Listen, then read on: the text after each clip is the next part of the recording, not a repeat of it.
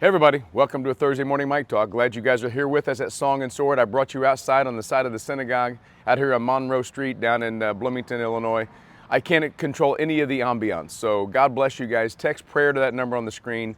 We'll pray for you like we always do. I brought you outside because I'm going to talk about plants a little bit today, and you can see we have this hanging planter here in the background there. Got some beautiful flowers in it. We also have planted some, I told you the other day that we planted some, sorry for the motion, by the way, I hope you don't get motion sickness. We planted 4 pots out here that just have some things we like, some tomatoes, some cherry tomatoes, and also I think we got some peppers over there too. I don't know what Sarah's put in there. Anyway, I'm walking down the side. This is my favorite part. Eventually this will grow into a flower bed that will pour over the edges of that rock there, because these plants will get bigger and bigger. And of course, my favorite, the beloved rose bush that my grandma would be proud of. And we got some other, I'm such an expert here on flowers, purple flowers. I don't really know what they all are. But all of this is going to lead us to the Word of God today, which is where we always go. That was a harsh landing. Sorry. If you're new to Mike Talks, this is the professionalism you've come to expect. It's what we do all the time.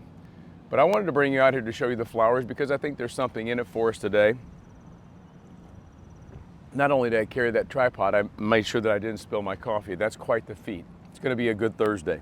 But I'm going to go all the way back to Genesis, to where flowers and plants and such were created. Share a word with us today. Genesis chapter 1, verse 11. And God said, let the earth sprout vegetation, plants yielding seed, and fruit trees bearing fruit, which is in which is their seed, according to its kind on the earth. And it was so. And the earth brought forth vegetation, plants yielding seed according to their own kinds, and trees bearing fruit, in which is their seed, each according to its kind. And God saw that it was good. There was evening and there was morning, the third day of creation. Before this, these verses we read, we find that the Lord separated the land and the sea. So on the third day of creation, God said, okay, it's not going to be all water. I'm going to create some land. Of course, we live in Illinois. Those of us who are from Central Illinois, the richest farmland in the world, I suspect. Very beautiful and very black and dirt, especially as it's growing up now, these early sprouts. But it reminds me that there is a God who created plants. Plants that have seed in them that in turn grow more plants.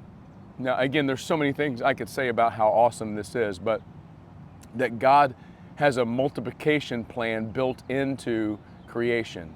He just didn't make one plant. He could have just made one rose bush, or he could have made a variety of several rose bushes. He could have made tons of lilies or roses. He could have covered the landscape with one flower, and after that flower was gone, it could have died. But God, in his wisdom, said, you know what, I'm going to make a creation that multiplies itself, and I'm going to put a seed deep in the dirt, and it's going to sprout forth, and it's going to bring all the different kinds of fruits and vegetables and flowers that we see. I can't think about the third day and dirt and coming up from the dirt without thinking about the resurrection of Jesus Christ. I can't think about flowers that are going to sprout up, seedlings that are going to come up in our cornfields and our soybean fields around here, without thinking that on the third day it was Jesus Christ who came up out of the ground in resurrection. And that same resurrection is a picture for us. The same beauty of these flowers is a picture for us. On the third day, God rose Jesus from the dead. And in a really, really spiritual sense, on the third day, the seeds that he's planted, called me and you, were raised to life.